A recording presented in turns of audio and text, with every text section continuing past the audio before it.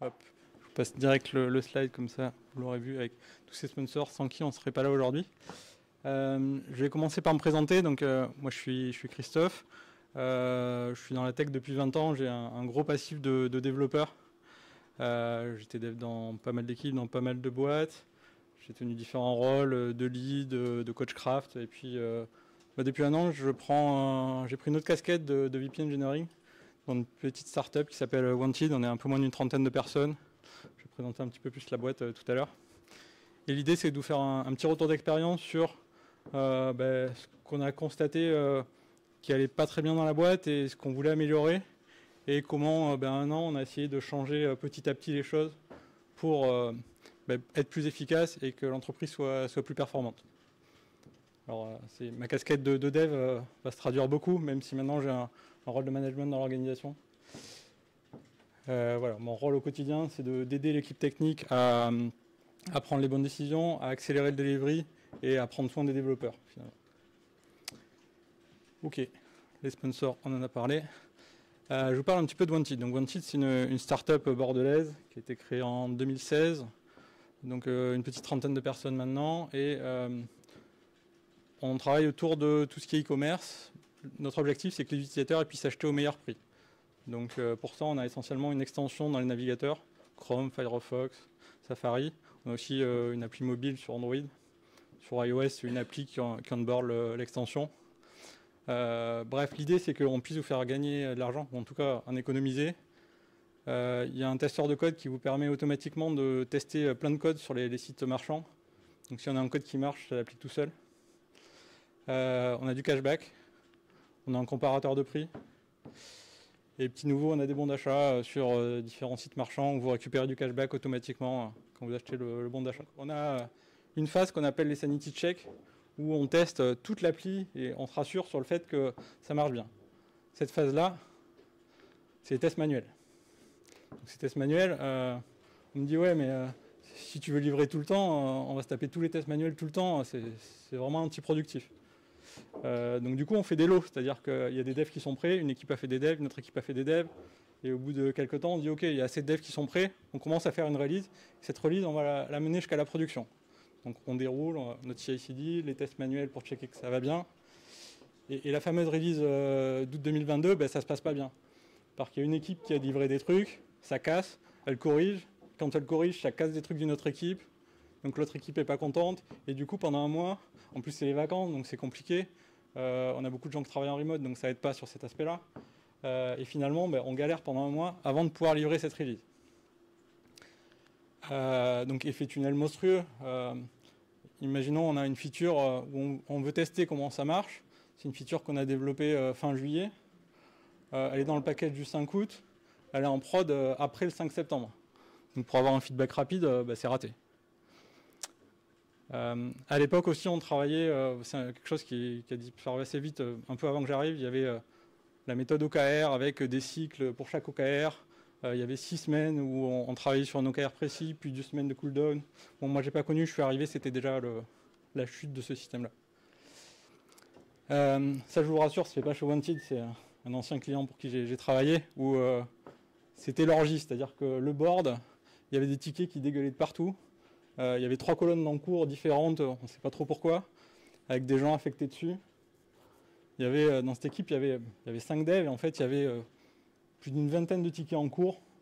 Quand on est arrivé, il y a même des tickets qui étaient affectés à des gens qui n'étaient plus dans l'équipe, qui étaient partis de l'entreprise. Enfin, on n'était pas du tout là chez Wanted, c'est l'extrême pour illustrer. Mais en tout cas, les équipes faisaient plusieurs choses en même temps. Et à partir du moment où on fait plusieurs choses en même temps, ça va moins vite. Et puis bon, on va pas se cacher, on est une start-up, donc en 2016, le code il a fallu le faire pour aller vite. Et petit à petit, le caca s'est un petit peu accumulé au fil du temps. Et on a une base de code qui n'est pas très saine. Et comme je vous disais, c'est très compliqué pour les équipes de se dire on va coder sans impacter les autres équipes. Donc ce qui s'est passé en août, c'est qu'il y a une équipe qui code et ça impacte l'autre équipe. Tout ça parce que le code n'est pas suffisamment découplé. Ok. Un autre problème, et Rachel en a parlé hier matin d'ailleurs, c'est qu'on a une organisation qui est trop basée sur des héros. On a des gens dans l'équipe on sait qu'ils font des choses que les autres font pas, et donc on s'appuie trop sur eux, et ça devient une culture de « Ah, bah, c'est machin qui fait ça, c'est toujours machin qui fait ça ». Donc on avait surtout 2 héros dans l'équipe. Le premier, c'est le PM. Le PM, en fait, jusque-là, c'était le honneur de la phase de delivery. C'était un peu lui le patron, c'était lui qui disait « Voilà, j'ai écrit les US, c'est les tickets, voilà, qui doit les prendre, etc. » Et à la fin, c'était lui qui faisait toute la recette fonctionnelle, qui faisait notamment les fameux tests un peu douloureux, là, manuels, et qui mettait un tampon qui disait c'est bon, la feature, moi je valide, elle peut partir en prod. Donc il avait un rôle assez important. Alors on n'a pas de testeur dans les équipes aussi, j'ai oublié de le préciser, je vais en reparler. Donc c'est notre premier super-héros. Le deuxième, il devra arriver. C'est le lead. Dans chaque équipe, on a un lead développeur. Ce lead développeur, toute l'équipe s'appuie sur lui. C'est un héros dans le sens où pour faire la conception, il est tout seul avec le PM, c'est lui qui prend les choses en amont et qui pré-mâche le travail pour les autres devs. C'est aussi lui qui fait les mises en prod, parce que finalement, il y a des droits de merge sur les branches, sur Git, on ne veut pas que tout le monde les ait, donc il n'y a que le lead qui les a. Donc c'est lui qui fait les maps. Et puis finalement, comme c'est quand même lui l'ancien, c'est lui qui a la connaissance, c'est lui qui fait les code reviews souvent, parce que les autres, ils ne se sentent pas trop légitimes. Il y a un lead, il est là pour ça. Donc ce rôle de lead, moi, il m'a fait un peu mal, parce qu'en fait, je voyais une frustration des deux côtés. Les leads, ils me disaient « Ouais, j'en ai marre, c'est toujours moi qui fais tout, les autres, ils veulent rien faire. Les trucs chiants, les maps, c'est toujours moi qui les fais, les code reviews, c'est moi qui les fais. » Et les autres devs, ils me disaient « Ouais, c'est chiant, c'est toujours le lead qui fait la conception en amont, nous, on n'est jamais embarqués. » Et cette organisation faisait que il y avait des gens qui se sentaient positionnés en exécutant, alors d'autres qui prenaient toute la charge et toute la responsabilité. Et pour moi, c'était pas sain, ce fonctionnement-là. Ok, donc tout ça étant dit, je vous parle du cadre de travail qu'on a essayé de mettre en place pour améliorer tout ça. Donc qu'est-ce qu'on a fait? Sachant que l'idée, c'est qu'on arrive à mettre un cadre bienveillant où les gens puissent travailler. Et donc cette équipe, on lui dit, c'est cette métrique qu'il faut améliorer. Après, vous avez carte libre pour faire ce que vous voulez pour améliorer la métrique. Donc ça veut dire, être autonome, c'est pas quelque chose qu'on décrète. On ne dit pas, ah ça y est, c'est bon, toi, tu es autonome maintenant. Donc il faut préparer le cadre, il faut faire en sorte que chaque équipe puisse livrer ses composants, indépendamment des autres, que chaque équipe ait la connaissance sur son périmètre. Ça ne veut pas dire que l'équipe est toute seule, c'est-à-dire qu'il y a plein de gens dans la boîte qui peuvent les aider. S'il y a un problème sur la data, il y aura un data analyst qui va les aider. Il y a les founders, il y a moi.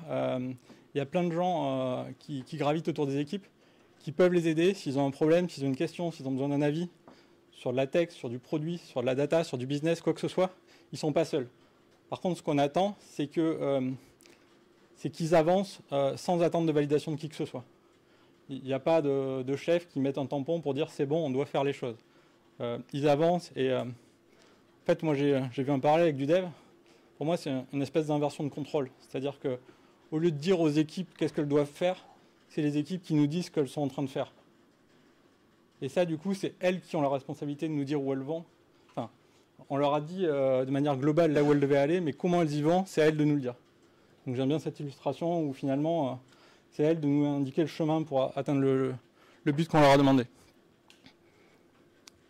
Ok, donc ça c'est la première chose. Je sais pas si ça réagit. Hop. Sur quoi une équipe doit travailler? Donc une fois qu'on a dit il y a cette métrique, l'équipe doit définir quelle est sa problématique prioritaire. Et une autre chose dont je ne vous ai pas dit, c'est qu'on est une boîte qui est très data-driven. C'est-à-dire qu'à chaque fois qu'on met en prod des choses, on regarde ce qui se passe par rapport aux données de nos utilisateurs. Donc dans l'extension, il y a des événements pour dire l'utilisateur, il a eu du cashback, il a eu un code apply, etc., etc., il a cliqué à tel endroit. Et nous, ça nous permet de voir au fil de l'eau si les features qu'on fait, elles apportent des bénéfices à l'utilisateur. Est-ce qu'il clique plus, par exemple, ou moins avec telle ou telle feature. Donc on se base beaucoup sur cette data. On recueille de la data de prod. L'outil qu'on utilise, c'est indicatif, mais c'est un détail d'implémentation. Et on recueille aussi des besoins, du feedback de nos utilisateurs. Des utilisateurs, on a plein. Il y en a quelques-uns qu'on sollicite de temps en temps pour avoir des avis un peu plus quali sur qu'est-ce que tu aimerais de plus, ou de manière globale, est-ce que cette feature t'intéresserait, ou pour savoir dans quelle direction on doit aller. Donc une fois qu'on a pris ces datas quanti et quali, on liste les problèmes. Quels sont les problèmes qu'on a actuellement, et on estime quel est le problème le plus important. Donc ça, c'est le PM qui est à la manœuvre dans chaque équipe, et son rôle, c'est de pouvoir sortir le problème important pour l'équipe. Donc là, par exemple, l'équipe marketing, à un moment, son problème, c'était les utilisateurs actifs ne savent pas qu'ils peuvent utiliser Wanted sur mobile. Donc c'est ça qu'on veut résoudre, et c'est ça qui va permettre d'impacter sa métrique de nombre d'utilisateurs. Donc c'est du RISE qui est utilisé, pareil, c'est du détail.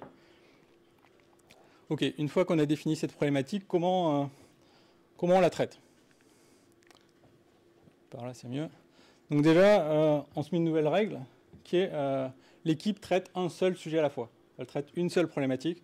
On arrête de traiter plein de sujets en même temps. La loi de Little explique très bien pourquoi. En fait, la vitesse est liée au nombre d'items qu'on prend divisé par le flux. Bon, en gros, plus on prend d'éléments, plus c'est long de les sortir. Par contre, on travaille sur tous en parallèle. Ils avancent tous lentement au lieu d'en avoir un seul qui avance très vite. Donc globalement, on dit chaque équipe, elle prend une problématique, elle la traite jusqu'au bout. Elle ne prend pas d'autres sujets parasites entre-temps. Alors il peut y avoir du run, et il y a des sujets évidemment qui passent, mais globalement, on ne traite pas deux problématiques business en même temps. Autre changement d'organisation, c'est qu'on fait des équipes plus petites. Là où des fois on avait une équipe qui avait plusieurs produits, plusieurs responsabilités, on dit ok, l'équipe elle se focus sur une seule chose, on y met un PM, 2 à 3 devs, maximum 3 devs, maintenant on est de plus en plus vers 2 devs finalement. Et ça va permettre à l'équipe de se focus dessus et d'avoir un seul objectif et de ne pas être parasité par d'autres choses. Pourquoi peu de gens dans les équipes? Maintenant on s'appuie sur la loi de Brooks finalement. Plus il y a de gens dans une équipe, plus il y a besoin de communication, plus il y a besoin de parler entre les gens, et plus ça crée de l'incompréhension, par finalement il y a A qui a parlé à B, qui n'a pas parlé à C, et au bout d'un moment on est obligé de mettre une personne qui coordonne tous les gens qui sont dans l'équipe, donc ça fait une personne de plus où il faut se coordonner. Donc au lieu d'avoir, si on était 6 avec 15 lignes de communication, on passe à 7 avec 21 lignes, bon ça devient le bordel. Donc moins il y a de monde finalement, plus on va vite. Pareil, c'est assez contre-intuitif, mais c'est comme ça en tout cas que nous on a trouvé à fonctionner. Encore une fois, tout ce que je dis, c'est ce qui s'applique dans notre contexte. C'est pas une vérité absolue, ça marchera peut-être chez vous, peut-être pas. Je vous donne juste notre retour d'expérience. Et on prend une décision là, assez forte. Si on dit finalement, hop, quand ça va bien vouloir défiler, bah, le lead, bye bye. Alors pas les gens, hein. Les gens sont toujours là, je vous rassure. Les gens, c'est des développeurs comme les autres, c'est des contributeurs individuels. Par contre, il n'y en a plus un dans l'équipe qui a cette casquette de lead. N'importe qui a la même responsabilité, donc lui, ça le soulage. Les autres, ça leur donne plus de légitimité. Et finalement, on dit que ça va faire grandir tout le monde. Et qu'il n'y a pas besoin qu'il y ait quelqu'un qui ait cette casquette qui soit différent des autres. Parce que c'est tous des devs, ils ont forcément des spécificités. Il y en a un qui sait faire plus du front, plus du back, l'autre qui est, même s'ils sont globalement assez full stack, il y en a qui vont avoir plus d'expérience. Chacun a son vécu, et forcément, il y a des gens, selon les sujets, qui vont avoir plus de légitimité. Mais c'est pas pour ça qu'il y a quelqu'un qui doit avoir une casquette de lead dans l'équipe. En tout cas, c'est comme ça qu'on l'a décidé. Bon. Et qu'est-ce qui se passe là? On a défini notre problématique. On sait qu'on doit trouver une solution à un problème métier. Donc notre problème métier, c'est nos utilisateurs desktop ne savent pas qu'on a une application mobile. Donc comment on va faire? On cherche des solutions, mais des solutions business. Qu'est-ce qu'on veut mettre en place comme feature pour ça? On part du problème, on n'a pas encore la bonne solution. Et là, on embarque tout le monde, toute l'équipe. Le développeur, il co-construit. Il participe à cette phase, et activement. C'est un des acteurs principaux. Historiquement, là, le PM avait commencé à trouver une solution, il commence à en discuter avec le lead, il prémâche tout, et ça arrive au dev. Là, on casse tout ça, et on se dit finalement, toute l'équipe se réunit, très tôt, dès qu'on a la problématique, en fait, juste, et on se dit quelle est la bonne solution. Donc, on résume le problème. Donc, c'est un atelier, comme on est beaucoup en remote, c'est des ateliers qui se passent en visio essentiellement, où l'équipe se réunit. On brainstorm, donc là c'est sous Figma par exemple, on brainstorm l'ensemble des solutions fonctionnelles possibles. Donc tout le monde donne ses idées, il n'y a pas de mauvaises idées. N'importe quel dev il peut avoir une idée pour trouver la bonne solution. Le PM aussi, les gens du métier. Donc toute l'équipe est là. Après on commence à regrouper les solutions, parce qu'il y a forcément des idées qui se rejoignent, qu'on donnait les uns les autres. Et après, l'équipe décide. Elle dit, elle score les solutions. Alors, cette solution-là, est-ce qu'elle va être compliquée à mettre en place? Est-ce qu'il y a beaucoup d'efforts? Est-ce qu'elle va avoir un gros impact sur le business? Laquelle est la plus intéressante? Si on part par exemple sur nos utilisateurs desktop ne savent pas qu'on a une appli mobile, on va dire ok, on met un gros panneau dans l'appli desktop et les mecs, on a une appli mobile. Ou on va leur faire une campagne de mailing pour leur dire hey mec, on a une appli mobile, etc., etc. Donc on prévoit plusieurs solutions et l'équipe dit ok, celle qui nous semble avoir le plus d'impact, celle qu'on va essayer en premier, c'est celle-là. Donc on l'a choisie et on part sur cette solution. Encore une fois, je reprends, l'équipe a décidé sur quoi elle partait. C'est plus le PM qui a la manœuvre, c'est-à-dire qu'il n'y a personne qui rédige des tickets, des US pour tout le monde, et des gens qui les dépilent, comme ça peut être le cas des fois. Donc là, c'est vraiment toute l'équipe qui... c'est plus le PM qui écrit les US. Si on se dit, au fameux atelier juste avant, là, on s'est dit, voilà comment on veut travailler. L'équipe se dit, qui c'est qui fait l'US sur ça? Et ça se répartit, et naturellement, il y a des gens qui prennent... S'ils veulent faire le dev, ils écrivent l'US avant, et où ils l'écrivent carrément en séance à l'atelier. Autre élément important, c'est qu'on veut livrer vite. Et comme disait Geoffrey juste avant, livrer vite, pourquoi? Il faut que ça ait un objectif. Nous, on est une start-up, donc ce qu'on fait, on ne sait pas si ça va marcher. On n'a aucune idée si la feature qu'on va mettre en place, elle va avoir de l'impact ou pas. Ça se trouve, si on choisit de mettre un encart ou de choisir la solution email, mais ce n'est pas la bonne solution, ça ne va pas marcher, on n'aura pas un résultat satisfaisant. Il y a plus de 50% des idées qui vont être à mettre à la poubelle. Donc ce qu'on veut, c'est avoir très vite le résultat de la prod. C'est-à-dire qu'on met en prod une première itération, on regarde comment se comportent nos utilisateurs avec la data, et on se dit, en fait, ça marche bien ou ça marche pas bien. Et ça, on ne peut pas le prévoir tant qu'on n'est pas en prod. C'est la prod, la vérité.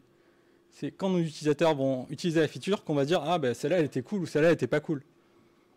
Et finalement, au lieu de se dire, on va passer 6 semaines à faire une fonctionnalité, on se dit, ok, l'équipe, l'objectif, c'est que toutes les semaines, elle livre en prod quelque chose où elle apprend de ses utilisateurs, dans quelle direction elle veut aller, et comment elle peut améliorer son objectif à partir de ces données-là.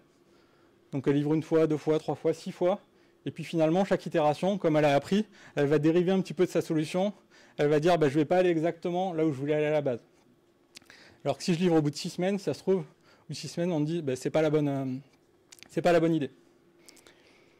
Des fois, on ne fait pas les 6 itérations. Des fois, au bout de 2-3 itérations, on se dit, non, l'idée, elle est pourrie, elle ne marche pas. On jette le code. Il ne faut pas avoir peur de jeter le code. Et c'est ça, en fait. Supprimer des features, c'est quelque chose de sain. Des fois aussi, au bout de 2-3 itérations, on s'est dit, c'est top, on a réussi à impacter la métrique comme on voulait. On a fait du Pareto, 80% de l'objectif avec 20% du travail. Est-ce que ça vaut le coup de faire le reste? Peut-être pas. Et on va passer au problème suivant. On a le droit de prendre des raccourcis. Ça, c'est un peu dur pour moi, qui ai une culture très craft, etc. Mais c'est quelque chose qu'on a amené complètement maintenant dans l'équipe. C'est que, imaginons, on veut faire une feature pour les 3 meilleurs, le top 3 marchands. Historiquement, ce qu'on aurait fait, on aurait fait une API côté back qui récupère les 3 meilleurs marchands, une feature dans le front où on récupère les 3 meilleurs marchands et pour eux, on expose la feature. Là, pour aller plus vite, ce qu'on fait, ok, nos 3 meilleurs marchands, on sait que c'est machin, bidule et trucs. Dans le front, on les met en dur. On fait la feature pour ces 3 marchands. On livre sur la première itération et on regarde ce qui se passe. Soit la feature, on la garde et du coup, on pérennise le truc. On fait l'API côté back pour récupérer le top 3 marchands, on l'appelle et on rend le code plus propre. Soit la feature, on la jette. Et du coup, on n'a pas de gaspillage. L'API back, on ne l'aura jamais faite, on s'en est jamais servi. Et au début, ça me frustrait un peu, moi qui aime bien la qualité de code, de se dire on va travailler comme ça. Et en fait, je me dis, mon côté lean me dit en fait non, c'est ça la meilleure solution. C'est comme ça qu'on doit travailler pour ne pas gaspiller des ressources et pas faire du travail qui ne sert à rien. Et après, grosse nouveauté, dès que c'est prêt, on livre en prod. C'est le dev qui livre. N'importe quel dev qui a travaillé sur le sujet, il peut livrer. Et ça, je m'appuie, comme Geoffrey, sur les Dorametric Accelerate, et on les mesure, on essaie de se dire, on veut améliorer notre lead time. Notre objectif, c'est que petit à petit, on ne soit plus avec cette livraison où l'extension, on la livre tous les mois, mais qu'on puisse la livrer à minima toutes les semaines. Donc on mesure ça sur l'extension et sur tous nos autres composants, côté back notamment, et on essaie de s'améliorer, de se dire, plus on livre fréquemment, meilleur on est. Le mantra d'Accelerate, c'est de se dire la performance de l'entreprise est très liée à la performance du delivery. Donc si on est bon sur le delivery, on va être meilleur. Je vous invite à lire Accelerate ou à voir la session de Geoffrey sur le sujet. Ok. Et évidemment, une fois qu'on a livré en production, on vérifie l'impact, qu'on n'a pas tout pété. Donc c'est important de garder aussi en tête les métriques de stabilité. Bon, bah, tout ça c'est cool. C'est un monde idéal, mais bah, ça ne se fait pas comme ça en claquant des doigts. C'est-à-dire que pour réussir à mettre en place tout ça, ça se prépare et ça s'outille. Il y a des pratiques qui permettent de faire ça. Et tout ça, c'est des choses qui étaient en partie déjà disponibles dans la boîte, sur lesquelles on a pu capitaliser, s'appuyer, en rajouter d'autres. Et c'est ça qui nous permet d'avoir cette sécurité et nous permettre de livrer vite. Hop.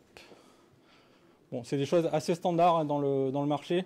Je vous fais juste un condensé de tout ce qu'on utilise nous. Je vais aller assez vite. Si vous voulez des détails, on pourra en parler après dans les questions sur un point particulier. Donc première chose, le feature flipping, les feature flags. Chaque fois qu'on livre, on veut pouvoir dire cette fonctionnalité, on ne l'ouvre pas à tout le monde. Donc soit on commence à faire du déploiement progressif, soit on fait du test AB, c'est-à-dire on a une population A qui a la nouvelle version de la feature, une population B qui a l'ancienne version, et on compare, on vérifie que on a des résultats dans nos data qui sont meilleurs avec la feature activée qu'avec la feature désactivée. Des fois, ce n'est pas le cas. On est moins bien une fois qu'on a mis la nouvelle feature. Alors on la jette. Et les data nous prouvent qu'en fait, il faut l'acheter. Le feature flipping nous permet d'autres choses. Il nous permet aussi de livrer du code qui est complètement désactivé. Donc on désactive la phase de livraison de la phase d'activation. Tout le temps, on peut livrer du code en prod. Et c'est qu'à un moment donné qu'on se dit, OK, cette feature, on veut l'activer maintenant. Et autre dernier avantage, c'est qu'on peut l'utiliser comme des ups toggle, comme dit Martin Fowler. C'est-à-dire que, par exemple, je sais que le Black Friday, je vais avoir un pic de charge. Et j'ai une feature, j'ai peur qu'elle soit trop coûteuse et qu'elle me fasse tomber la prod. Ce jour-là, je la désactive. Bon, nous, on utilise Unleash, c'est un outil du marché pour le feature flipping. Il y en a d'autres. C'est encore une fois un détail d'implémentation. OK. Ça, c'est un autre sujet qui me tient pas mal à cœur. Donc, je vous ferai un petit peu parler côté Accelerate. C'est le trunk base. Moi, je ne suis pas très fan de tout ce qui est git flow, feature branch. Globalement, c'est un process qui est très lourd où je sais pas, j'ai dû avoir un traumatisme plus jeune avec des merges, Jerry-base, des choses comme ça qui m'ont fait mal. Et en fait, je me dis, ce qu'on veut, c'est au plus vite avoir tout le code. C'est le principe de l'intégration continue pour moi. C'est-à-dire que tout le code de tout le monde est disponible à un moment donné sur une branche de code.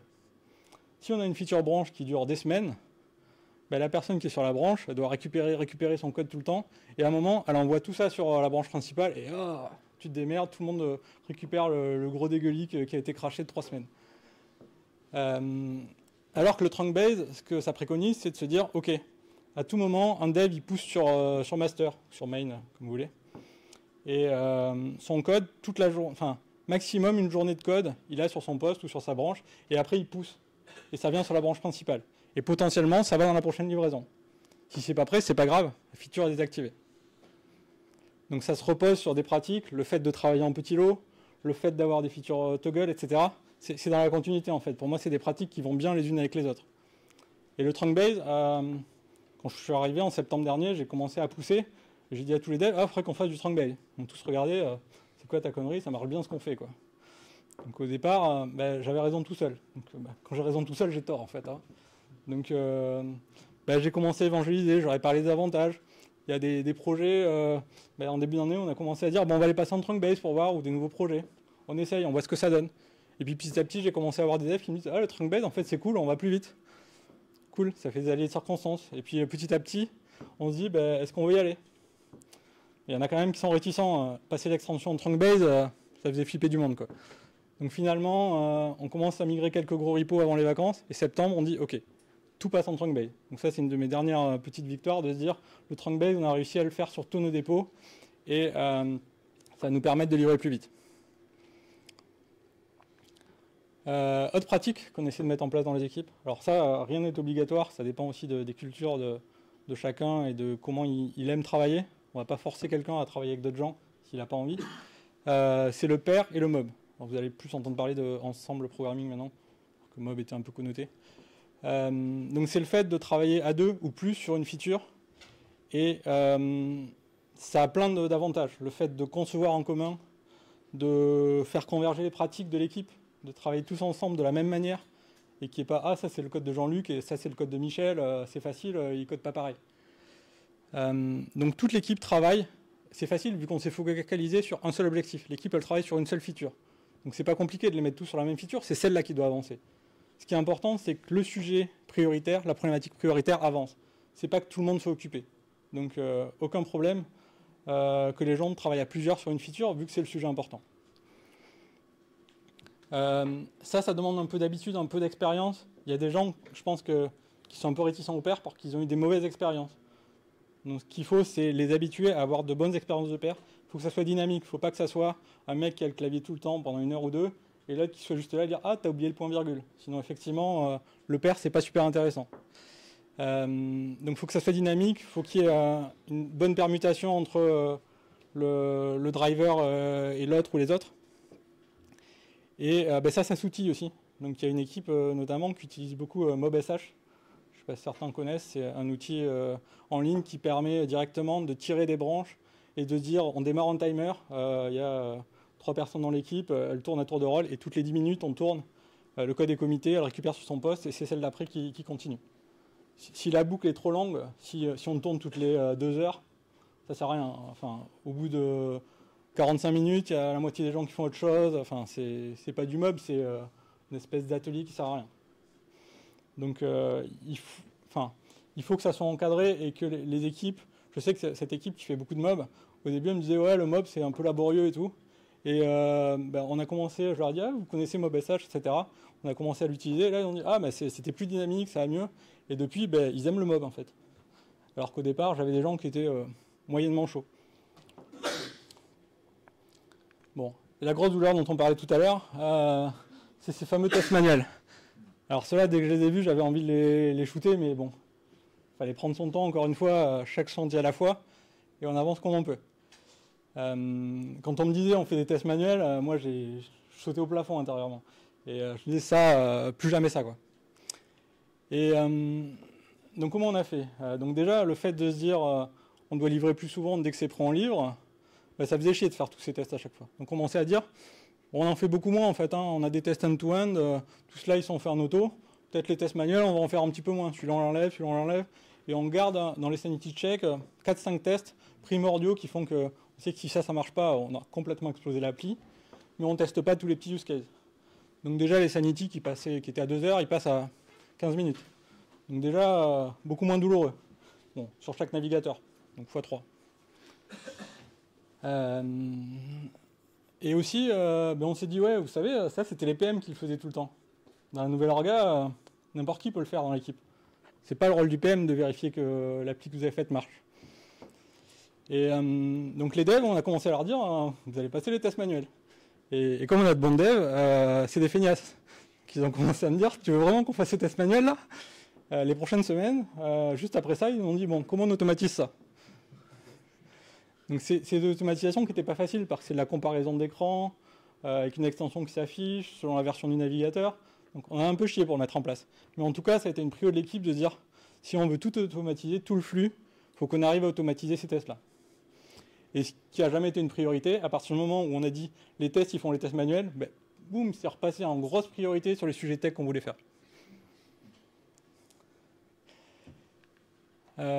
Donc les tests auto... Les tests manuels, en tout cas, plus jamais ça. Les tests auto, pour moi, c'est mandatory. Et j'avais la chance qu'il y ait une culture très forte dans cette boîte des tests auto. Donc il y avait déjà beaucoup de tests auto, il y avait de la qualité faite par les devs. On n'a pas de testeurs, donc tous les tests ont toujours été faits par les devs.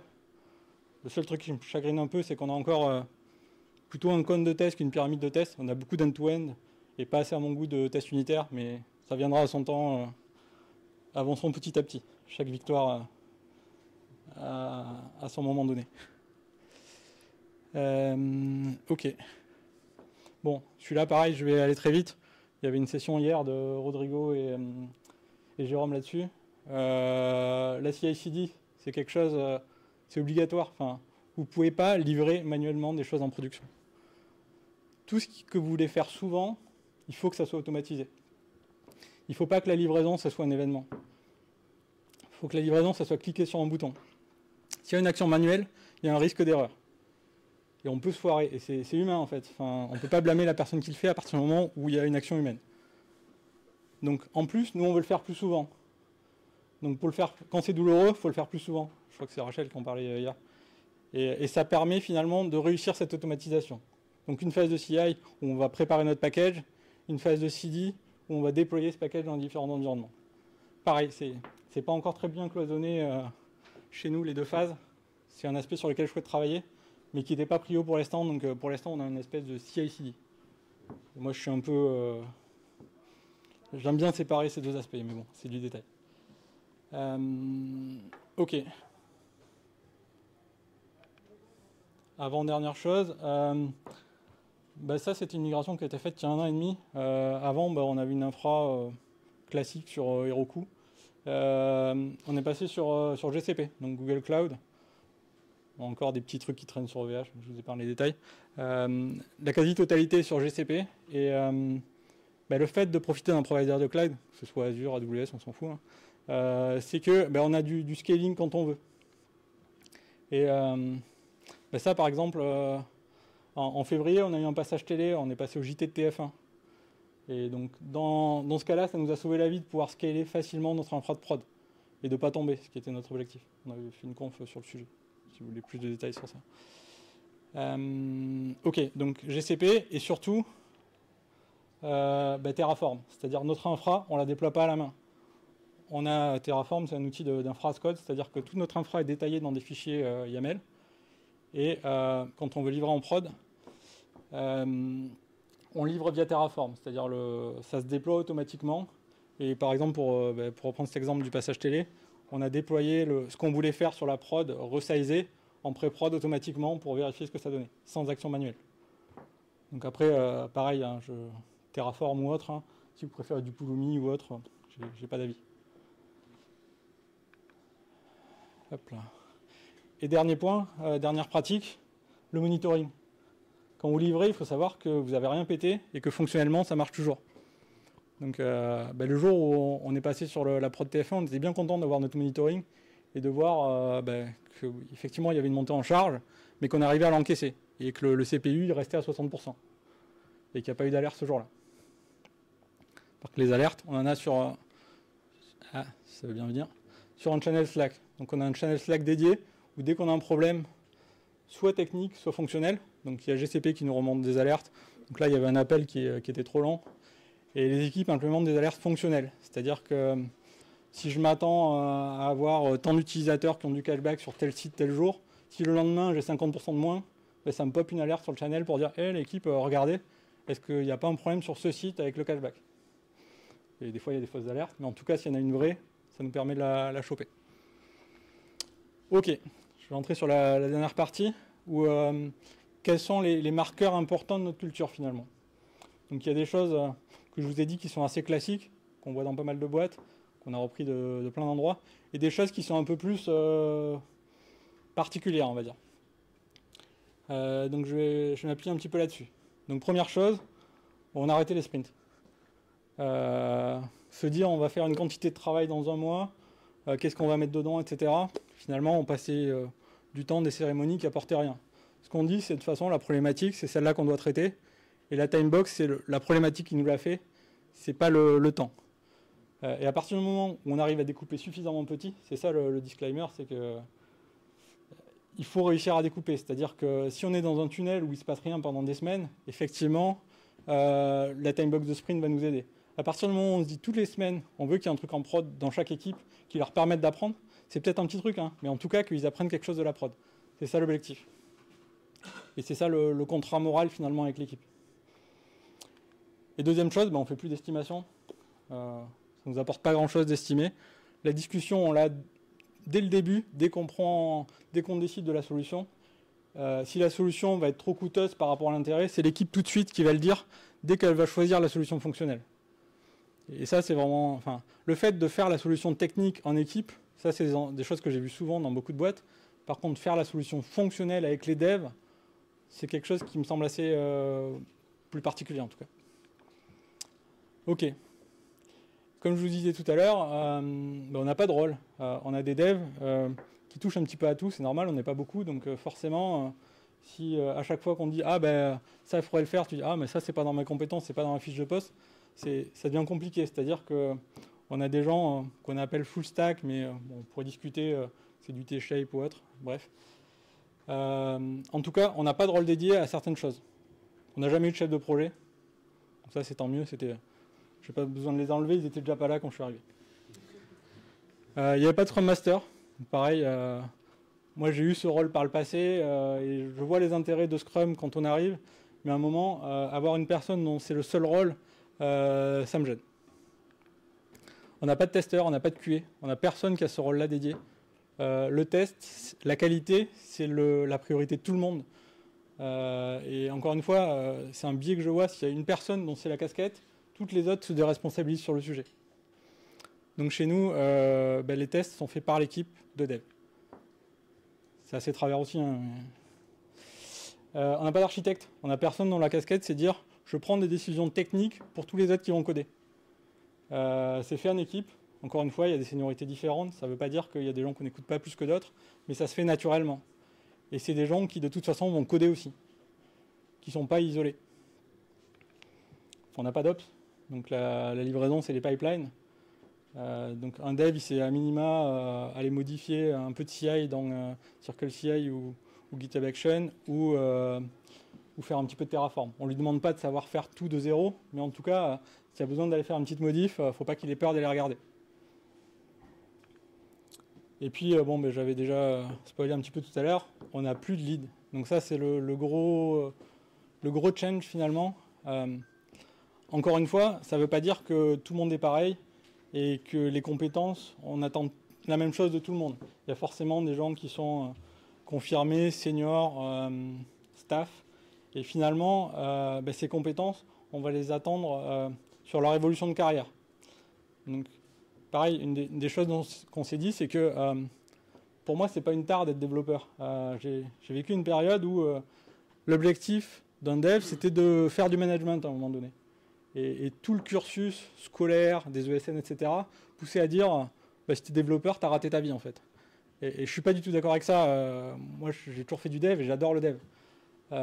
Et pour moi, on doit pouvoir faire une carrière de contributeur individuel et avoir un salaire équivalent à des gens qui font du management.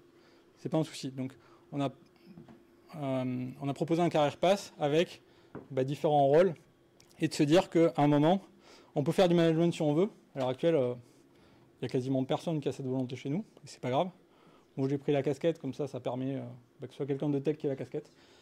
Et sur la branche de gauche, avoir des gens qui commencent. En fait, ce qui va faire que quelqu'un va être plus mature dans l'organisation, c'est pas qu'il va coder plus ou qu'il va coder mieux, c'est surtout qu'il va avoir plus d'impact sur l'entreprise, qui va aider les autres à mieux coder, aider les autres à faire plus de choses.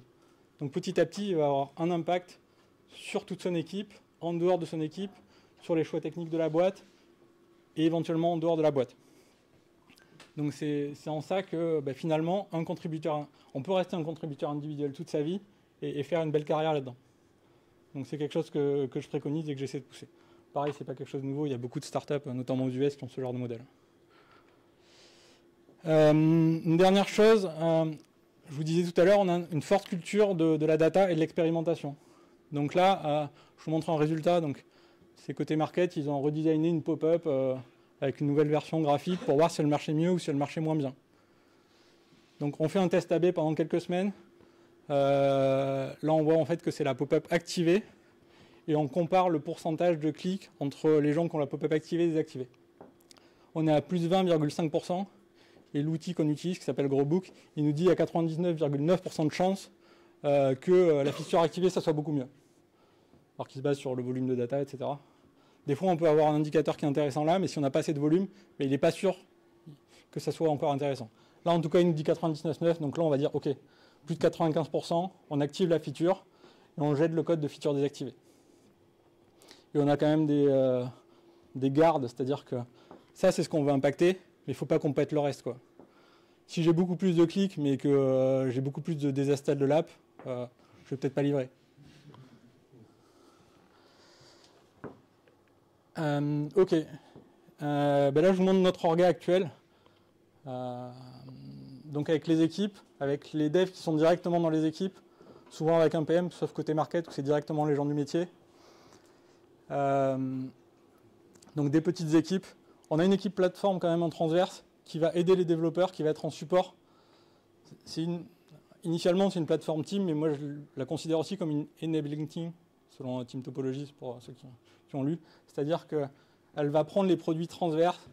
Si on fait une fédération GraphQL, par exemple, c'est plutôt elle qui va prendre ce projet-là. Et s'il y a besoin d'aider quelqu'un pour un debug ou pour l'aider à faire du pair sur un truc qu'il ne connaît pas bien, une personne de plateforme va aller l'aider et va lui permettre de mieux développer. Donc c'est plutôt des gens seniors dans cette équipe-là. En transverse, on a notre data analyst. On a vu un product designer, en ce moment on n'a plus un à plein temps, on peut l'appeler si besoin. Et donc l'équipe avance sur son objectif toute seule, mais elle est aidée. Moi je suis aussi en transverse côté tech là. Il y a les deux founders qui sont un peu au-dessus de tout ça. Je n'ai pas représenté les sales, l'office manager, la talent acquisition manager, mais globalement ceux qui avancent sur la partie produit, ils sont là. Et voilà notre organisation. Ça vous donne peut-être une petite idée. D'où vient notre culture? Alors, je ne vais pas jouer sur les mots. On s'est inspiré de méthodes, de frameworks, et on a constitué un petit peu ce qui marchait chez nous. Alors ça, c'est quelque chose à prendre avec des pincettes. C'est compliqué de s'adapter sans savoir ce qu'on adapte. Donc, je rappelle quand même le Shouari. C'est culture, l'apprentissage dans les arts martiaux japonais. Donc, pour faire quelque chose, première étape, le chou. J'apprends explicitement la technique pour comprendre comment ça marche, pour commencer à la maîtriser. Et je la fais by the book, comme on me l'a demandé. Le H, je commence à m'interroger, à questionner, à savoir pourquoi on fait ça. Et je sais pourquoi on le fait, et je commence à challenger. Et le RI, je peux commencer à l'adapter et dire, ok, j'ai compris pourquoi je le faisais, donc je suis ok pour changer la manière de faire. Donc, attention, souvent on dit, ouais, moi je prends des trucs un peu partout et je prends ce qui m'intéresse, mais c'est quand même important de voir la base de ce à quoi sert tout avant de faire une adaptation trop custom. Donc, je ne vous cache rien, il y a des bouts de ligne, il y a des bouts d'extreme programming, il y a des bouts de DevOps, d'Accelerate. Les aspirations principales sont là. On n'applique pas tout forcément à la lettre parce que c'est peut-être pas adapté à notre contexte, parce qu'on n'est peut-être pas assez mature pour certaines choses, c'est pas le bon moment. Il y a des choses, il ne faut pas les pousser pour les pousser. Je vous parlais du trunk base tout à l'heure. La stratégie de test, il y a des choses encore où on a amélioré. Côté tech, on a encore un peu de panier de pu à certains endroits et où il va falloir décorréler le code des différents modules. Tout n'est pas parfait, mais il faut faire les choses les unes après les autres. Et là où est le problème principal et le plus douloureux. Donc ce qu'on veut, c'est réussir à polliniser cette culture, déjà. De deux manières, on va être sûr qu'en interne, tout le monde est OK avec ça. Tech ou non tech. Donc il y a un petit process qui était dans la boîte avant que j'arrive et que j'ai trouvé assez top, c'est qu'il y a un bouquin qui s'appelle The Lean Startup d'Eric Ries. Et ce qu'on a fait, c'est qu'on a fait un petit résumé du bouquin qui se lit en 20 minutes. On l'a brandé Wanted. Et on le distribue à chaque nouveau collaborateur dans son Welcome Kit. Et on lui dit, voilà la manière dont on voudrait travailler. Ça s'inspire vachement de ça. Et lis-le, ça va te donner une bonne idée. Donc ça, j'avais trouvé ça intéressant. Et c'était là avant que j'arrive et j'ai trouvé que c'est vraiment top. Et deuxième chose, on essaie de formaliser cette culture. C'est-à-dire de se dire, qu'est-ce qu'on attend de ce qu'on appelle un product engineer. C'est-à-dire, nous, on veut qu'un ingénieur produit, il puisse être capable d'intervenir sur la solution fonctionnelle. Et c'est pas ce qu'on demande à tous les devs. Donc, déjà, nos devs en interne qui étaient là avant, pour qu'ils comprennent bien ce qu'on attend, et est-ce qu'ils sont OK avec ça ou pas. Il y a un dev qui est parti cette année parce qu'il n'était pas forcément OK de travailler comme ça. C'est normal, c'est pas forcément adapté à tout le monde. Et on veut aussi s'en servir pour le recrutement, l'exposer en externe et se dire, les gens qui viennent chez nous, c'est comme ça qu'on travaille. Et donc, vous vous étonnez pas qu'on travaille comme ça et soyez pas surpris, il faut que vous soyez OK si vous voulez venir bosser dans ce cadre-là. Si ça veut bien avancer. Les derniers slides, c'est un peu les takeaways, un petit résumé des choses qui me semblent les plus importantes sur tout ça. Donc j'ai gardé 6 éléments principaux. La conception en équipe avec les développeurs dès le début. Donc c'est vraiment le titre de la conf, hein, c'est de se dire, c'est les développeurs qui construisent le produit. Et dès le début, ce qui part en prod, c'est ce que le développeur a compris. Je ne sais plus de qui est cette phrase, mais j'ai beaucoup aimé. Et là, on va même plus loin en disant, c'est ce que le développeur a imaginé. Hop là, ça arrive trop vite. Deuxième chose, la limite de WIP. Je vous ferai en parler tout à l'heure. C'est un des nerfs de la guerre. Si on fait plusieurs choses en même temps, on n'arrive pas à aller vite. Et c'est vraiment contre-intuitif de dire qu'il faut faire moins de choses pour aller plus vite. Mais opérationnellement, c'est ça que j'ai constaté, c'est comme ça que ça marche. Moins on fait de choses, plus la chose qu'on fait, on arrive à la livrer plus vite. Et ben là, c'est la petite victoire au niveau des livraisons. Là, je vous ai pris des screens du même channel ce mois-ci. Donc on a publié une extension le 3 octobre, une le 9 octobre, une le 12 octobre. Donc on est quand même vachement mieux que ce qu'on a pu faire il y a un peu plus d'1 an.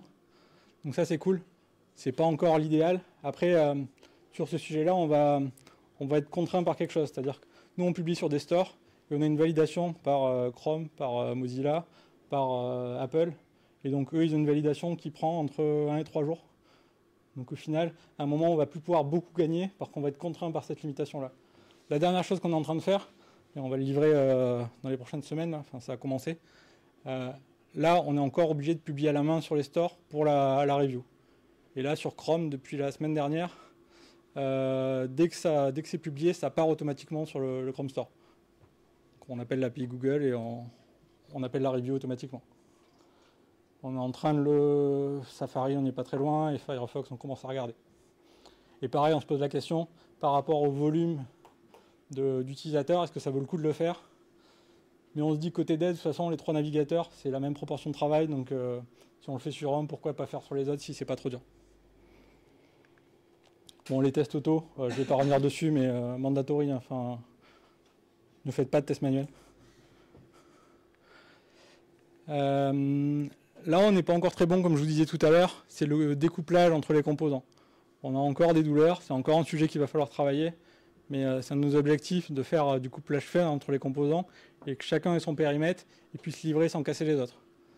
Mais notamment au niveau de nos tests, on a des tests qui sont assez end-to-end, qui impactent des features de plusieurs équipes. Et on a commencé à le faire, mais de se dire chaque équipe a ses tests et son périmètre. Et on n'est pas obligé de rejouer les tests de tout le monde si on arrive à bien découper les composants. Les dernières choses, on est des développeurs, on n'est pas des codeurs. Donc, moi, j'aime pas les devs qui disent moi, ce qui m'intéresse, c'est juste coder. En fait, notre objectif, c'est de répondre à un problème métier, que ça serve à quelque chose. Et si ça se trouve, il n'y aura pas besoin de faire de code. Il ne faut pas que ça frustre. Il faut que la solution, si la solution, c'est de mettre un fichier Excel, en tant que dev, ça fait un peu chier parce qu'on n'aura rien à coder. Mais si c'est la meilleure solution, c'est celle-là qu'il faut prendre. Et en fait, c'est pas uniquement faire du code et développeur, c'est trouver la meilleure solution pour l'utilisateur en moins de temps possible. Et bon, j'aime bien cette image de Sylvain Almer à une conférence. Je sais pas si certains auront la ref. Ok, j'en ai fini. Merci à vous, merci aux orgas, merci à toute l'audience, à tous les gens qui sont là, aux sponsors. Et place aux questions. Il y a le QR code pour le rôti.